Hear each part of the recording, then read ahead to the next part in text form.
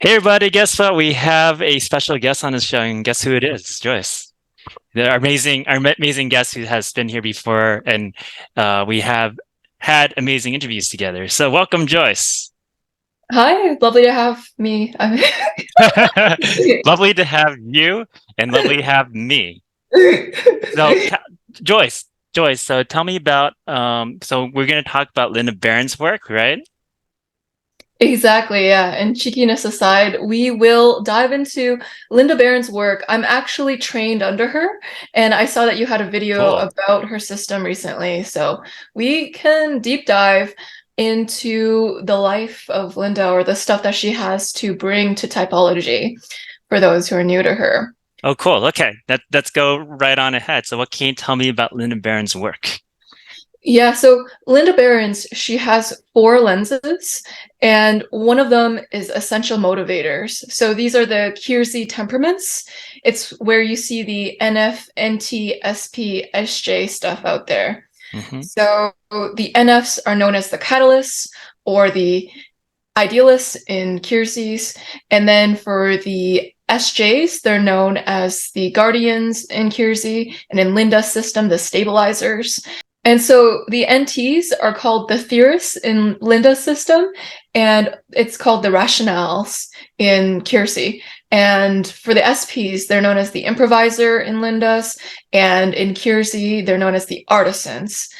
And so this is one of the lenses you can use to understand someone's type.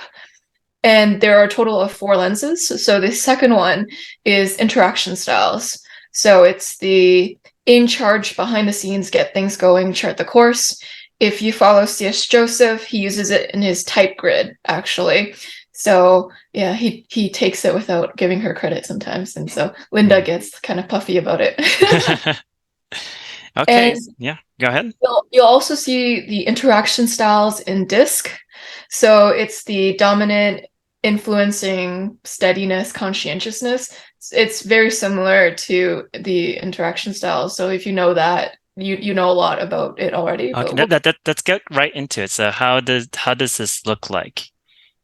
yeah, so the in charge types, they're And those the are those are again, oh, those are the oh yes, ENTJ, ESTJ, ESTP, and ENFJ. right? So these types are characterized as dominant in the disk profile, so you'll Mm-hmm. see an interesting overlap. Mm-hmm. And then with the get things going, which is the ESFP, ENFP, ENTP, and ESFJ, Right. they are equivalent to influencing in the disk. And then Okay. there's the behind the scenes, which is the ISFJ, INTP, ISFP, INFP. And this is the steadiness. And then there's the chart the course, which is the INFJ, INTJ, ISTP, and ISTJ, if I didn't say that already. Okay. So let's look into in charge, for example. So how do you describe that process of being in charge? Yeah, so for the in charge types, they are initiating. So Mm, this means that they're more likely to be the one who initiates the interaction or they get things started. They start mm-hmm. something in the external world. Mm-hmm. This is the in charge and the get things going. Whereas for the behind the scenes and the chart the course, they're responding. And so they'll wait to be interacted with and Mm-hmm. they spend more time percolating. They're slower than the extroverted types. Mm-hmm. And another component of in charge too is that they're directing. And so they tend to tell. And so they'll give you orders. There's a time and task location. So it's going to be more specific with what it tells you to do.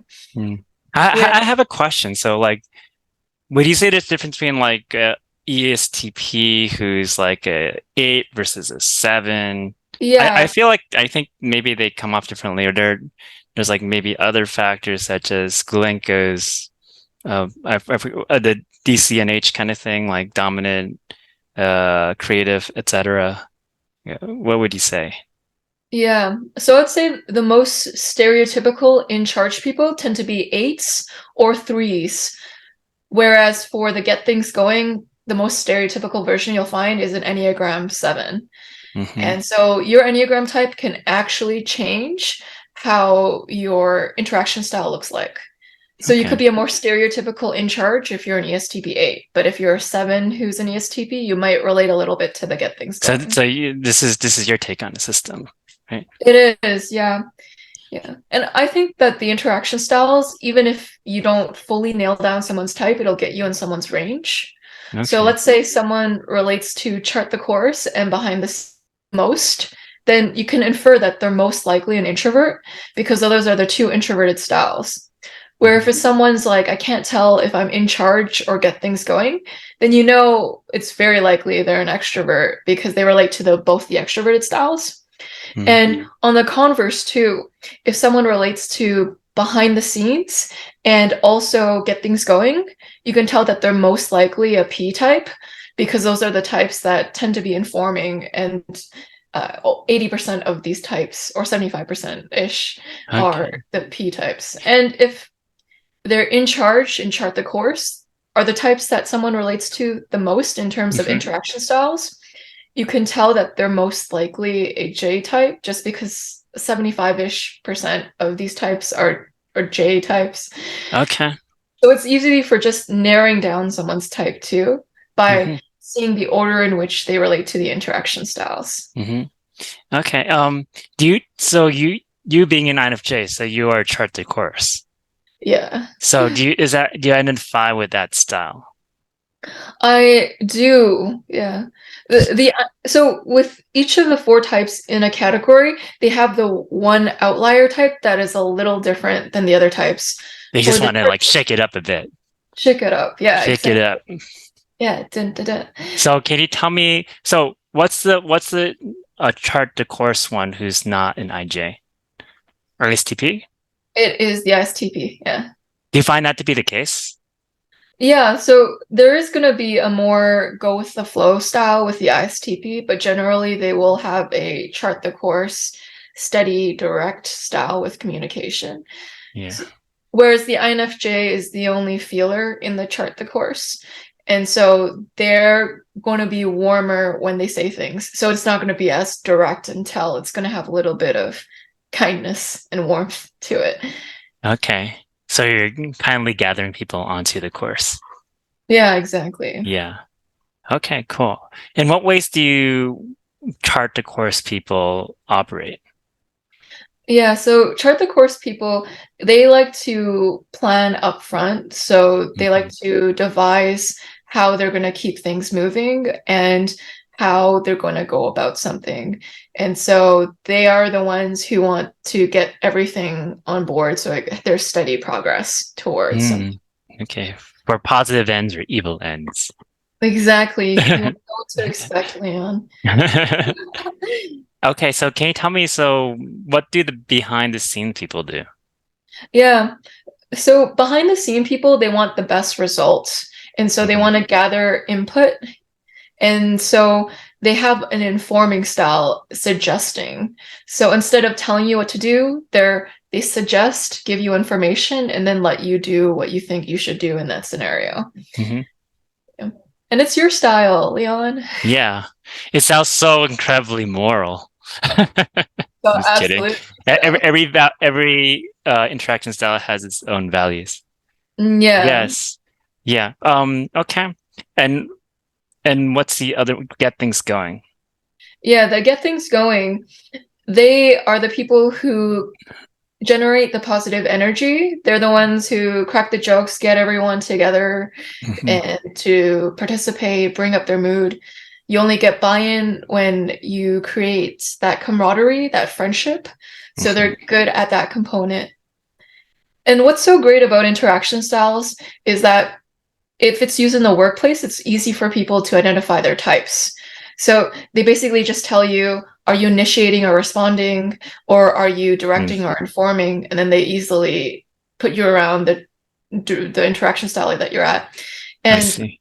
yeah, if you want to teach type to commoners, I'm kidding, they're not commoners, to the regular average everyday people, they Hmm. tend to like to learn in fours. And Hmm. so if you teach anything too complex like cognitive functions, they'll start to snooze in their chair and they lose Right. participation. Yeah. So the reason why Linda Berens is so revolutionary is that people can actually apply it in the workplace, Right. or you can teach And in you can make money. yeah, the ENTJs, you can make money with it. So that's to all the ENTJs out there. Yeah, for all you Enneagram threes.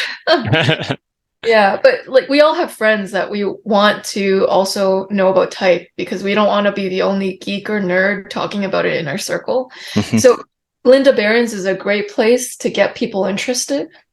So mhm, there's also with the QC the QC types. So Linda talks about them and she calls them the essential motivators. You can also easily type people with that too. There's the abstract language versus the concrete language. mhm, Whereas the intuitives, they talk more conceptually about things that are more abstract and they see reality as arbitrary. Whereas people who use concrete language tend to see tend to see ideas as arbitrary. So right. it's a good way of seeing someone's type. So she even talks about the different talking styles of each of the types. Stabilizers, so the SJs, they tend to talk about the past and in a sequential fashion, and they tend to compare facts to other facts. Mhm, Whereas for the improvisers, the SPs, they tend to talk about the immediate or near future and how you can make an impact with that. So for instance, oh, if you put this thing on this place, then you can cover that ugly wall. That's mm, what improvisers will tend to notice, immediate impact that you can make. And okay. yeah, catalysts will use more language that's more global and about helping people realize their potential. Mhm. So on your psychology channel, We're on the same team. we're all on the same team. Yes, we are. Yeah, so his second channel is all about catalyst language. He's all like, how can you use concepts to improve human condition? So Yes. So you're welcome to check out my other channel. I have a link to it down below. yeah. Mm, And then there are the theorists. They tend to talk in very precise and tend to be very particular with the word choice because they want to gain greater clarity to to grasp more knowledge. Because theorists, they're all about knowledge and mastery. And one of the ways that you can tell these types apart too is mhm, their skill set. So the NF types, their skill set is diplomacy. mhm, Whereas for the SJ types, their skill set is logistical. So they're good at the procedures, the protocol, the templates, mhm, how things have been done before. Theorist, their skill set is strategic. So they love to bring strategy to wherever they go. Like the reason why they like precise language to cleanly define terms is mhm. because they want to use it in strategy too. I see. And for the improvisers, they have a tactical skill set. So they're good at the in the moment Mhm. tactical. Right, that makes sense. Yeah, How do you see this play out? So maybe you know of certain kind of examples, people you know. exactly. So for improvise, I'm wondering, I'm getting to S here now. Mhm, I can for sure provide you the examples. And we'll go into this. So the other dimension of this is motive and structure. So mhm, with the improvisers, the SPs, they care about motive, but they care about understanding why you want something because mhm, they don't want their freedom taken away, and also they want the ability to make an impact. So they need to know mhm. your motive so that those are within their control. I see. So that's an example. An example would be they're like, oh, I want to know why Leon wants my toaster. Does he want it because of XYZ reason? Mhm. Improvisers So notice there's something almost like intuition here, right? Like at least they're interested in people's motivations. it is, yeah. The SP types have their own kind of intuition, Hmm. but it's for S reasons because they want to know why you're going to do that. So then they know their play. Okay, right. Yeah. Whereas the NF types, the catalysts, they're motive driven too, but they do it in their own NF way because they want to help you realize your potential and they want you to know your purpose and your greater picture of who you are from Hmm. that. And so an example of that, as you asked for it, Leon, is an NF might want to know, hey, this is the core driver of Leon. He's a psychotherapist because he was depressed at one time, and so he wants to help people. Like NFs want to know your greater reasoning for something. So yeah, just made that up. I'm not implying I'm Yes. not implying that. That's not like getting to people's like deeper motives or things, like from Yeah. their whole sense of selfhood. Yeah, you want to get to the root cause of humans. Right. Yeah. Whereas for a theorist, they're structure oriented. And so they are strategic because they want to understand how to deal with the theories to leverage themselves to Right. level up the playing field. Yeah, so everything's just like game theory for them. It's game theory, yeah. How do I understand theory so well I can game the game? Right. Yeah. Right. Hmm. So it's like an NT that will come to you and they'll get really precise with how you understand something. It's almost like they have the stereotype of debating because they want to drill down to the essence or the core logic of something, the the originating principles, the organizing principles behind Yeah, something. that's like a very Elon Musk thing. Like, what's he say? Like the primary principles or the first principles. You want to get like the deeper understanding behind things. Exactly. Yeah. And then you have the stabilizers, logistical intelligence. They're also structure oriented, like the NT types are. But Hmm. that's because they want to know their role clearly and where they fit so that they can do their part well.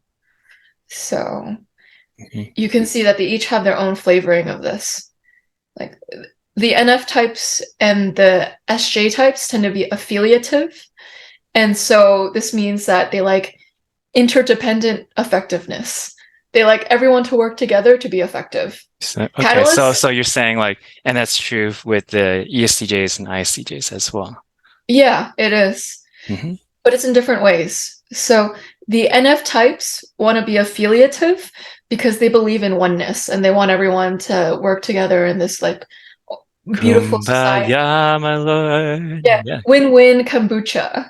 Hmm. Whereas the stabilizers, they want affiliation because they want a sense of belonging within knowing their roles clearly. They want to everyone to know their roles clearly so that we can all work together to get a thing done. So it almost sounds like TE in a sense.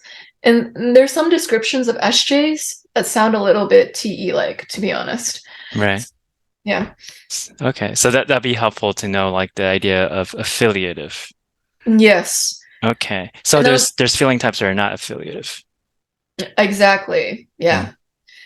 And then there are the pragmatic types, which are the NTs and the SPs. Hmm. So if I was in a Linda Berens workshop, she would not want me to say SPs and NTs. She would want me to say the names because she doesn't want to label people. So if you ever become a student of Linda, she's going to be super serious about you not using labels. Linda Berens is an INTP, by the way, and so that's why she creates just such a detailed system to help understand people's types. Just like Socionics is created by NTPs, right? They Hmm. have such detailed categorizations for how they understand types. Mm. It's the TI, but it's also them being NTs too, and all that mixed together. Just saying, I'm saying the NTs and the SPs for audience comprehension because I think people understand the letters more easily if you're not used Right, to them. of course. Yeah. So then the NTs and the SPs are pragmatic. And what this means is like they like independent effectiveness. So while the NFs and the SJs like interdependent effectiveness, the theorists and the improvisers they typically like to do things as independent independent entities to get things done. Right. So So there's almost like a bit of like a FITE flavor, but they're not necessarily along that axis. exactly, yeah. The Hmm. theorists, they're pragmatic because they want to be able to strategize and to act on that strategy. Whereas the improvisers, they're pragmatic because they want the freedom to do something. And if you're in too much of a belonging in a community to get something done, it inhibits the freedom to improvise. So Hmm. they're categorized like this for different reasons. And they're Are there like different levels of it? Like, are ESPs and ESFPs more this way than ISTPs or ISFPs, or they're all like equally that category? Yeah, there is nuance in this. Mm-hmm. So it's possibly the extroverted feeling in some of the SP types could cause them to be more affiliative, but at the end of the day, they still slightly weigh more on pragmatic. Hmm. Yeah. Yeah. So you're right, there is nuance or gradations depending on what type you are within that category. Mm-hmm. Right. Yeah. I guess I just thinking like if there's like an unhealthy version of the type, like acting affiliatively for pragmatic reasons is psychopathy. It's true, yeah. We Mm-hmm. mentioned how the SP types, they're pragmatic and they could use affiliation to understand your motive so that they Mm-hmm. can use your motive to their advantage. Right. Mm-hmm. It's like, oh, in the moment, I could see this happening, and if you think this, then I could make you do that. Right. Mm-hmm. Yeah. So it can look like affiliativeness when it's really motive and pragmatic based. So would affiliate people do something that it looks pragmatic but it's really affiliative? Exactly, you're getting Hmm. it. Oh, yeah. Can you tell That's me? Can you tell me about it? Like, what would be an example of that? exactly. So a stabilizer, an SJ type who's an ESTJ, they can Hmm. look pragmatic because they might do things independently, but it's just because they tried to make the system work, but they find that the best way to get the community on board is to do things themselves too. Hmm. So you might meet an independent ISTJ or ESTJ who does things on their own, but it's in the name of the group. Got So it. Yeah, that it's makes a lot of sense. still affiliative. Well, Sounds I'm good. I'm kind of curious, like, what would like an NF look like being pragmatic? Yeah. Let's say like an ENFJ doesn't agree with anything going on in an Hmm. organization. Things need to be changed. They're Hmm. like, to make this change, I have to act independently, but it's for the name of the greater good of the organization. So Right. it has an affiliative tone to it, even if Hmm. they act pragmatically. And Hmm. also, you can learn the temperaments to narrow down your type too. So, for instance, if you relate to the catalyst and the theorist, so the NF and the NT types, then you can safe to say that you are probably an intuitive. Whereas if you relate to qualities of both the stabilizer, the SJ, and the improviser, the SP, that will say that you're most likely uh, a sensing type. Whereas, for Hmm. instance, if you relate to being an improviser and a catalyst, so an SP and an NF, you're most likely an NFP. Whereas if you relate to being yeah, so different combinations of different temperaments you relate the most to can be clues to your type. They're not one to one, but they're really good for quickly narrowing down someone's type. So, Right. and Linda Berens also has intentional drivers. Hmm. So this is like the Socionics quadras, grouping people by the cognitive functions. And it's her new lens. So when she fleshes that out, I can also go through that too.